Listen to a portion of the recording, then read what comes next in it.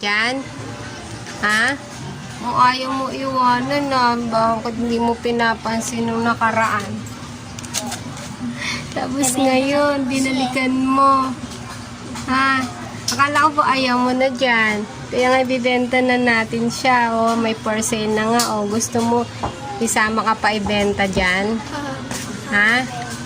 Ha? Ha? Gusto mo? No, ayaw niya pa benta. Sige na, labas ka na. Baka magtampo ka pa eh. Hindi ka na, dali. Uy, ayaw niya iwanan. Ayaw mo iwanan yan? Naka-open na yung pinto, oh. May friend ka pa dyan. Oh, labas na. Ayaw niya iwanan niya ko lang.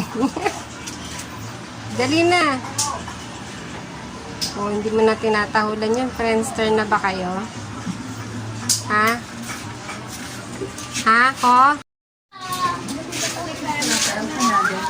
Saan pupunta? Ay, nangangamoy ka, ha? Sige, kilalanin mo si John Ryan.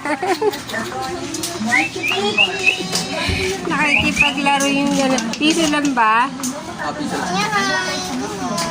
Ano, ayaw mo pabenta yung ano mo? Bahay-bahay mo? Ha? Ayaw pabenta? Gusto mo babalikan yung kulungan mo? Si Miming na lang kaya gagamit nito.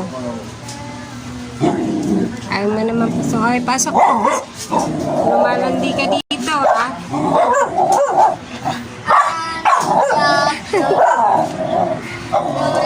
Tapang, ay.